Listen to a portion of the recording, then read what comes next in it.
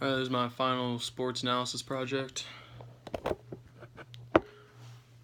So I chose to do Nick Foles for my project as he was the 2018 MVP of the Super Bowl. And he was just a backup then after Carson Wentz went down with a knee injury. He was able to lead his team to the Super Bowl by throwing more touchdowns than interceptions, leading to his extraordinarily high passer rating. In the NFL, the passer rating, a quarterback must attempt at least 10 passes, 0 interceptions, and have a minimum of 77.5% completion percentage, 11.88% touchdown passes percentage, and 12.5 yards per attempt. I'm going to be comparing Nick Foles' Super Bowl passer rating to his regular season passer rating, and I chose him because he's the first quarterback to lead the Eagles to the Super Bowl. So, over here, portions going to be Nick Foles' passer rating. Our original hypothesis is going to be Super Bowl passer rating is equal to regular season passer rating. That's what that is. Our alternative is going to be Super Bowl passer rating is greater than regular season passer rating, shown there. Conditions, a simple random sample. We're going to assume the data is representative. Independence, assume one game does not affect another. And our 10% condition has 1 out of 49 career games. That's 2.04%. That's less than 10%. Here we have the nearly normal data points of his passer rating. Shows that it's normal, no line of fit there. Alright, so our conditions have been met to use this normal t-test in our calculator.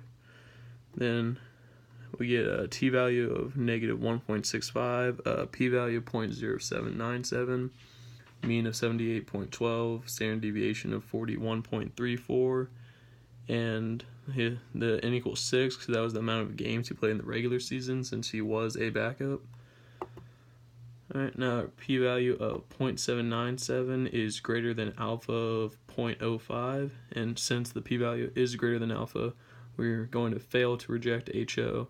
We have sufficient evidence that indicates that Nick Foles' Super Bowl passer rating is greater than his regular season passer rating. According to the statistics, the pressure of the postseason did not affect his play in the Super Bowl. Now, this conclusion is a little suspect as he only did play in 6 games, but we're going to assume that's good. And the second part here, so like I said, he was highly doubted to win since he was the backup quarterback.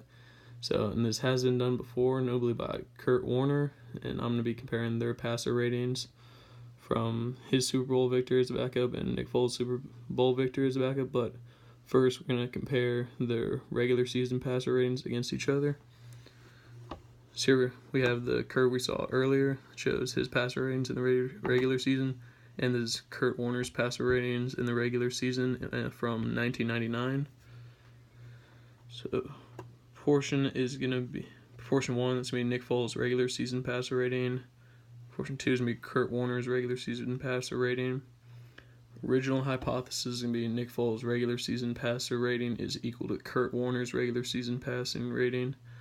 The alternative hypothesis is that it's going to be less than Kurt Warner's passer rating.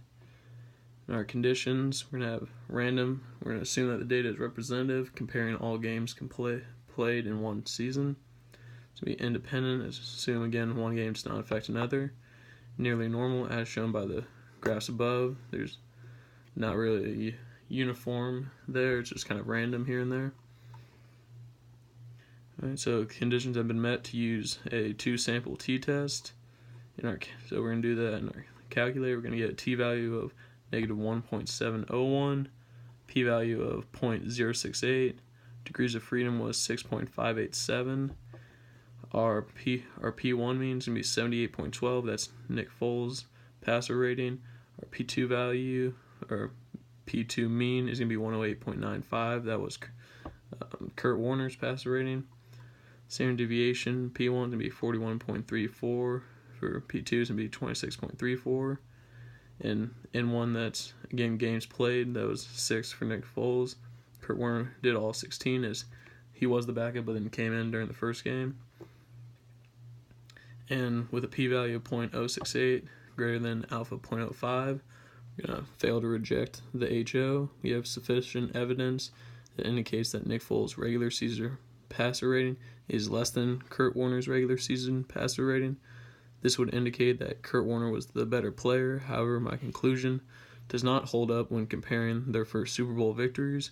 Kurt Warner had a passer rating of 99.7, while Nick Foles had a passer rating of 106.1. Now, answering the scouting question, based on these tests, I would recommend that the head coach recruit this player for their team. Nick Foles has shown that he can handle pressure situations, as he had the third highest total postseason passer rating in the NFL history and was able to win games after the star quarterback Carson Wentz went down with an injury. These stats were compiled from NFL.com and ProFootballReference.com.